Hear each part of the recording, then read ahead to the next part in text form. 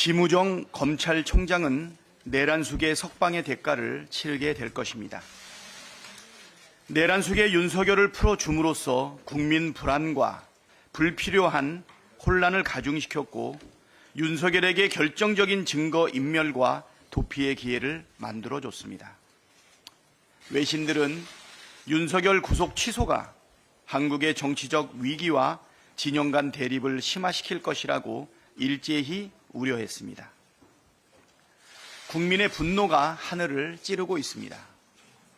이 모든 사태의 원흉, 심우정 검찰총장은 구구한 변명을 대며 사퇴를 거부했습니다.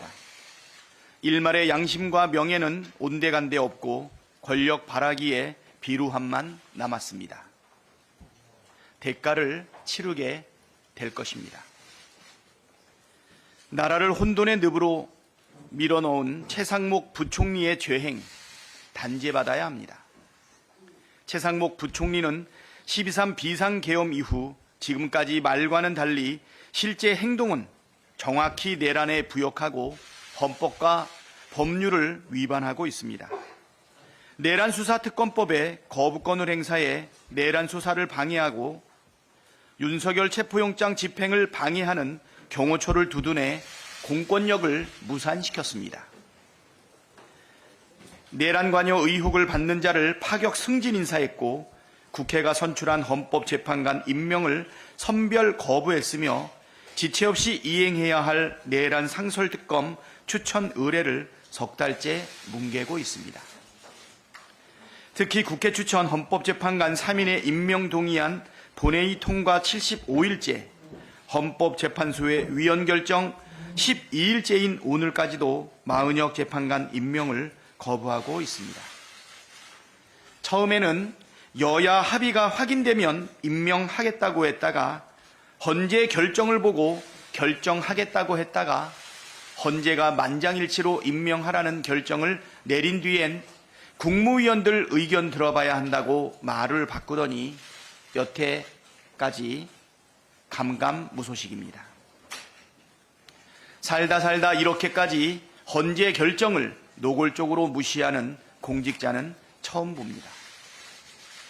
윗물이 맑아야 아랫물도 맑다는 말처럼 권력자가 헌법과 법률을 무시하면 공동체는 무법천지가 된다는 사실을 최상목 부총리를 통해 날마다 확인하고 있습니다.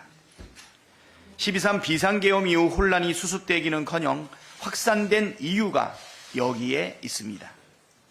권한대행이 앞장서서 헌법과 법률을 지키지 않으니 국가기관들이나 극우 세력들이 헌법과 법률을 무시하고 도처에서 헌정질서와 법치를 어지럽히는 폭동과 선동이 난무하는 것입니다. 따라서 최상목 부총리는 내란숙의 윤석열 못지않게 죄질이 나쁩니다. 내란을 방치하고 폭도들이 설치는 혼돈의 나라를 만든 책임이 매우 큽니다. 국회 입법권 침해도 심각합니다. 대행이 된 후 한 달 동안 무려 7개 법안에 거부권을 행사했고 이제 명태균 특검법에 대한 거부권도 만지작거리고 있습니다. 오늘 국무회의에 명태균 특검법을 상정하지 않을 가능성이 높다고 하던데 이번에도 시간을 끌다가 거부하겠다는 속셈입니까? 최상목 부총리에게 경고합니다. 시간이 지날수록 국가를 무법천지로 만든 책임이 태산처럼 쌓입니다. 헌정 파괴, 행동대장 노릇 중단하고 헌정질서 수호에 나서십시오. 즉시 마은혁 재판관 임명, 내란 상설특검 추천 의뢰로 헌정질서 수호 의지를 밝히고 명태균 특검법 공포로 불법은 누구든 엄단한다는 원칙을 밝히십시오. 마지막 기회를 놓치지 마시기를 바랍니다. 지금 우리 경제의 가장 큰 위협 요소는 윤석열 리스크입니다. 12.3 불법 계엄 이후 경제는 매일 롤러코스터를 타고 있습니다. 윤석열 구속 취소 후에 환율이 또다시 1,450원 선을 뚫어버렸습니다. 코스피도 지난 금요일 낙폭을 확대하면서 3일 만에 하락세로 돌아섰습니다. 소비와 투자, 수출은 일제히 하락하고 경제 성장률 전망치도 1.5%로 추락했습니다. 최근 두 달 새 코스피와 코스닥 하락으로 약 100조 원의 시가총액이 증발했고 자영업자 수도 20만 명이 급감했습니다. 한국개발연구원이 정치적 불확실성에 따른 경제 불안에 석 달 연속 경기 하방 위험이 커지고 있다고 경고합니다. 윤석열이라고 하는 불확실성을 해소하지 않고서는 우리 경제 회복을 기대할 수 없습니다. 전문가들도 오는 14일 이전 탄핵 심판이 나면 국내의 정치적 불확실성 해소와 원화 강세가 이어져서 외국인들의 수급 개선 변수가 될 것이라고 전망합니다. 조기 대선 국면으로 전환할 경우 정책에 대한 기대로 인해서 증시 모멘텀 유입도 가능하다고 내다봤습니다. 실제로 2016년 박근혜 탄핵 때에도 파면부터 대선까지 계속 주가가 오르면서 우리 경제가 안정을 되찾았습니다. 하지만 내란 세력들은 탄핵 기각까지 주장하면서 갈등과 분열을 더욱 부추기고 있습니다. 홍준표 대구시장은 기각되면 혼란이고 인용되면 전쟁이다 이렇게 얘기했습니다. 노골적인 탄핵 불복 선동이자 내전 선포라고 하지 않을 수 없습니다. 윤석열 파면이 곧 경제 회복의 신호탄입니다. 헌법재판소의 평의가 왜 길어지는지 알 수 없습니다만 이 불확정의 시간이 늘어날수록 국민의 고통과 경제적 피해가 가중된다는 점을 헌재가 깊이 인식해 주기를 바랍니다. 불법 계엄 이후에 이 정권의 공공기관 알박기 인사가 정말 심각합니다. 민주당 박홍배 의원에 따르면 계엄 다음 날인 12월 4일부터 2월 20일까지 인사 공고된 것만 53건입니다. 정상적인 상황이라면 기관장 임기가 만료되었으니 원칙에 따라서 인사를 해야 하겠지요. 하지만 지금은 윤석열 정권이 자행한 내란으로 대통령의 직무가 정지된 상태 아닙니까? 여태 장기간에 걸쳐서 공석으로 두다가 호떡집에 불난 것 마냥 왜 이렇게 서두르는 것입니까? 윤석열 정권의 부역자들에게 자리를 나눠주어서 세력을 구축하려는 의도가 아닙니까? 12.3 내란 직후 국민의힘 대변인 출신을 한국고용정보원장에 앉혔습니다. 최근에는 산업통상자원부 산하 공기업인 남부발전에 신규 상임감사위원 후보에 장제원 국민의힘 의원 보좌관 출신 인사가 포함된 것으로 알려졌습니다. 고용노동부, 산업통상자원부뿐만 아니라 농림축산식품부의 마사회, 농어촌공사, 국토교통부의 JDC, SR, 문화체육관광부의 한국관광공사, 컨텐츠진흥원 등 전방위적으로 인사가 벌어지고 있습니다. 헌법재판소가 위헌으로 판결한 마은혁 재판관에 대한 임명은 13일째 거부하면서 뒤로는 부역자 알박기에 여념이 없는 것입니다. 내란 동조 세력을 불리기 위한 인사가 아닌지 모르겠습니다. 민주당은 이 알박기 인사를 즉각 중단할 것을 여러 차례 촉구했습니다. 그럼에도 전혀 상황이 개선되지 않고 있습니다. 민주당은 대통령과 기관장의 임기를 일치시키는 공공기관 운영법 개정을 추진하겠습니다. 대통령과 국정 철학을 같이 하는 기관장 및 임원 선출을 통해서 대통령의 공약을 충실히 이행하고 그에 따른 책임도 지도록 하겠습니다. 국내에서도 2022년 대구광역시를 시작으로 단체장과 그 산하의 출전기관의 장과 임원의 임기를 일치시키는 조례가 여러 지방자치단체에서 제정되어 왔습니다. 국민의힘과 정부는 공공기관장 인사 전횡을 멈추고 공훈법 개정에 동참하기를 촉구합니다. 헌법을 수호해야 하는 행정부 임시책임자 최상목 권한대행은 그 역할을 망각하고 헌법과 법치주의를 파괴하고 있으며 민주주의의 근간인 삼권 분립을 무시하는 괴물이 되었습니다. 2024년 대한민국의 민주주의 지수는 12.3 내란 사태가 일어나고 극우 세력의 폭동으로 인해 완전한 민주주의에서 결함 있는 민주주의로 하락했습니다. 대한민국 민주주의 지수 하락의 중심에는 최상목 권한대행이 있습니다. 최상목 권한대행은 민주주의의 근간인 삼권 분립의 한 축인 국회와 헌법재판소의 결정을 무시하는 괴물이 되었습니다. 국회 추천 헌법재판관 3명 중 2명만 임명을 하고 마은혁 헌법재판관 임명을 거부했습니다. 이는 국회의 선출권을 무시하고 헌법재판관 구인체제를 파괴한 것입니다.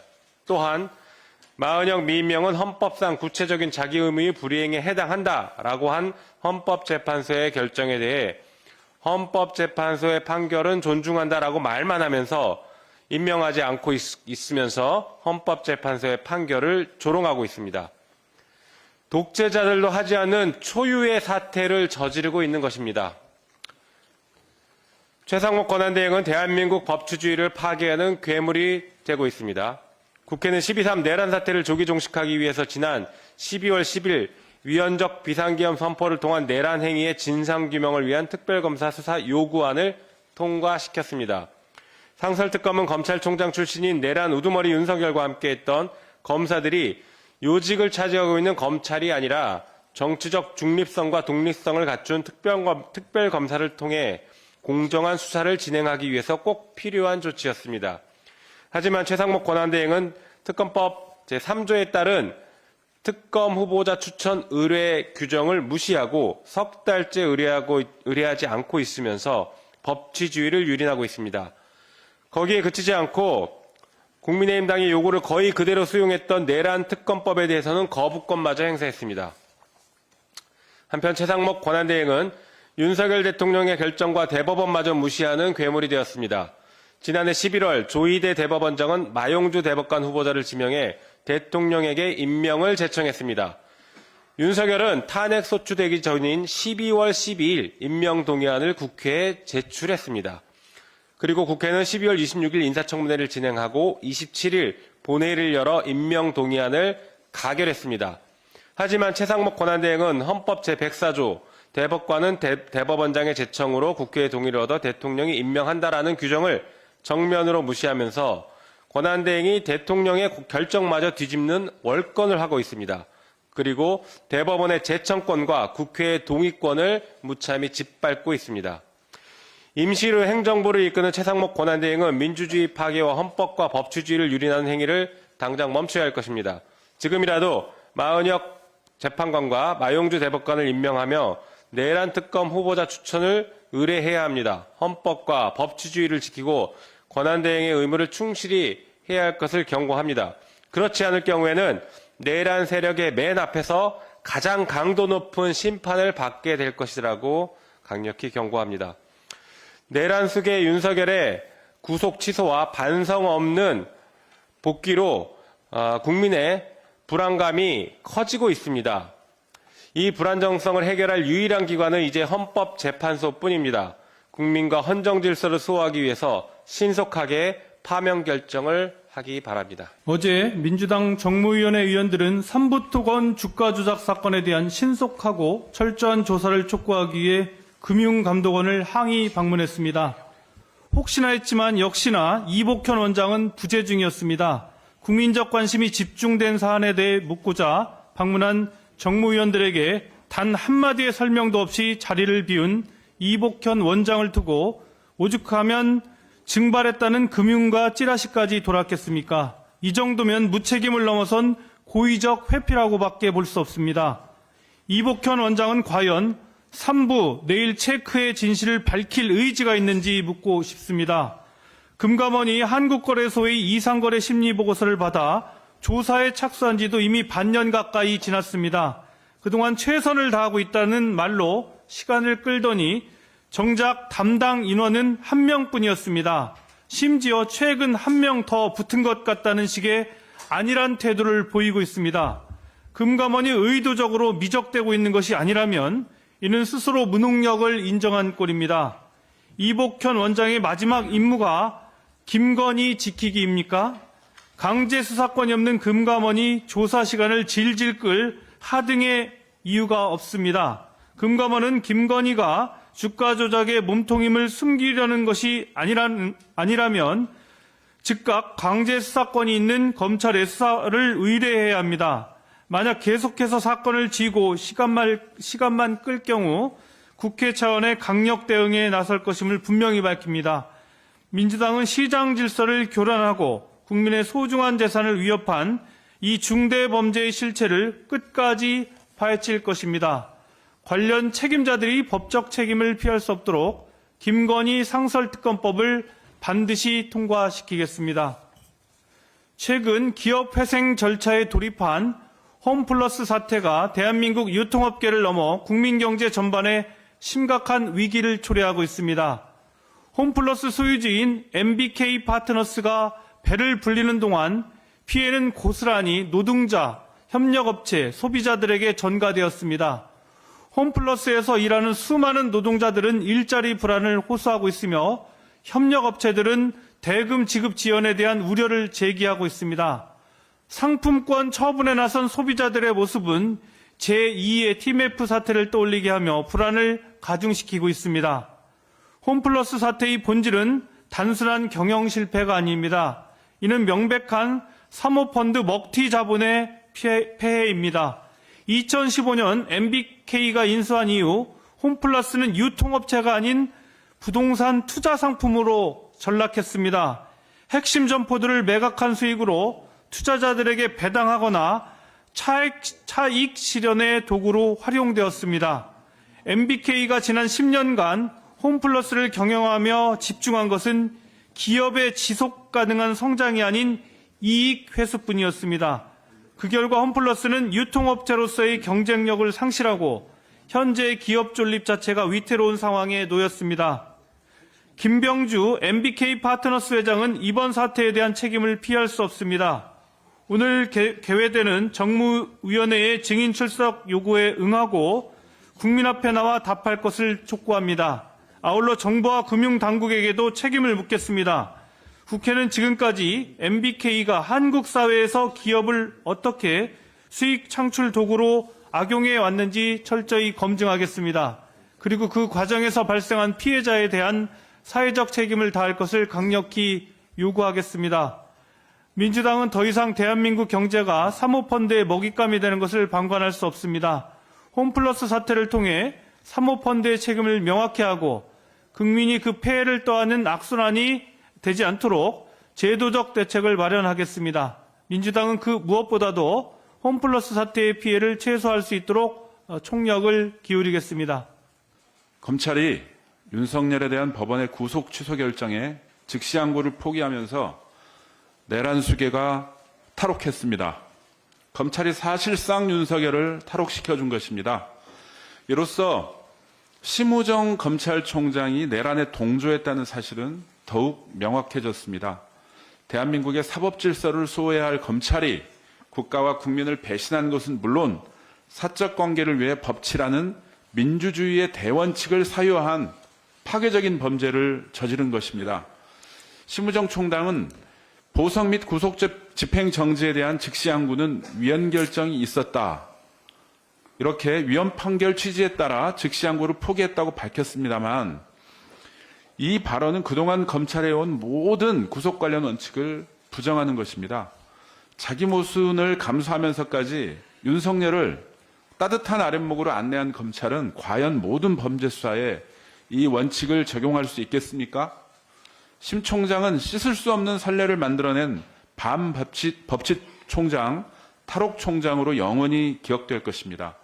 또 심우정 총장이 기자들 앞에서 이야기한 적법 절차와 인권 보장은 내란숙의 윤석열에게만 선택적으로 적용되는 것입니까? 스스로 윤석열의 졸개임을 인정한 심우정은 국민의 심판에서도 자유로울 수 없습니다. 국민 여러분, 긴급계엄으로 경제적 손실에 대해 생각해 보셨습니까? 세계의 주요 신용평가 기관들은 정치 리스크와 안정성, 정책의 예측 가능성 등 정치 영역을 경제 성장의 주요 평가 항목으로 포함하고 있습니다. 그런 측면에서 우리가 감당해야 하는 경제적 손실은 상상을 초월합니다. 미국의 포브스는 이미 윤석열을 GDP 킬러라고 표현하면서 그 대가는 5,100만 한국인이 할부로 갚아야 한다라고 지적했습니다. 그러면서 12.3 내란 사태가 해외 기업과 투자자들의 신뢰를 영구적으로 훼손했다라고 표현했습니다. 영국의 캐피털 이코노믹스는 정치적 위기 등을 이유로 한국의 올해 GDP 경제성장률 전망치를 1%까지 끌어내렸습니다. 한국은행 역시 올해 경제성장률 전망치를 1.9%에서 1.5%까지 하향 조정했습니다. 그런데도 경제수장이라는 최상목 대행은 국내 정세 변화에 따른 외환, 금융시장은 정부의 시장 안정 조치에 따라 안정적이다 라고 말하고 있습니다. 한국전쟁 당시 라디오 녹음방송으로 국민을 호도하던 이승만과 다를 것이 없습니다. 특히 포브스의 지적은 매우 가슴이 아픕니다. 우리나라는 분단이라는 현실 때문에 항시 코리아 리스크에 시달리고 있습니다. 이제는 외부 환경이 아니라 내부의 문제까지 터져나왔습니다. 단합된 힘으로 경제 위기의 파고를 넘어야 하는 시점에서 최악의 판단을 해버린 것입니다. 국가와 국민은 안중에도 없었습니다. 이처럼 윤석열은 우리 국민의 어깨에 무거운 짐을 더 얹었습니다. 자신의 안위를 위해 나라를 망친 윤석열입니다. 3살 아이부터 90대 노인까지 분노하고 또 분노해도 모자랍니다. 우리 가족에게 평생 갚아야 할 빚을 안긴 사기범을 풀어준다고 해도 환영하며 손을 흔들 수 있겠습니까? 계엄 직후인 1월 산업동향입니다. 제조업 생산이 전년 대비 4.2% 줄었습니다.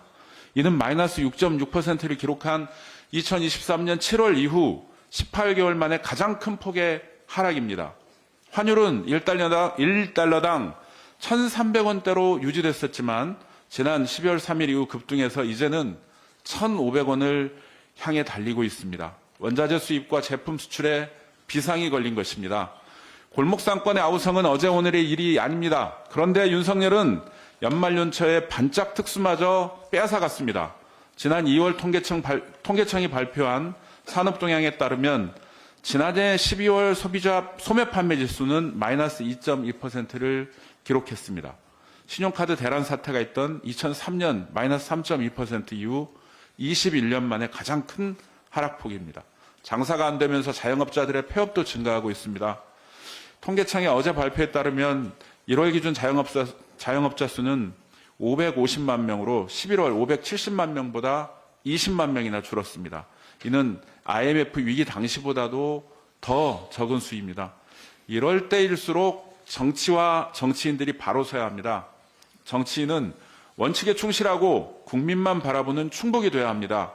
특정인을 위한 정치는 국가와 국민을 배신하는 반민족 행위입니다. 대한민국을 다시 일으켜 세우는 일에 앞장서야 합니다. 더불어민주당은 대한민국 국민의 저력을 믿습니다. 끝까지 함께 하겠습니다. 감사합니다. 검찰 동우회 문자로 논란이 된 한상대 회장은 엄밀히 말씀드리면 일개 동우 회장이 아니라 전직 검찰총장입니다. 검찰의 옛 수장이 앞장서서 검찰 출신 인맥을 동원하고 내란 수개의 석방을 청원한 사실이 밝혀진 것입니다.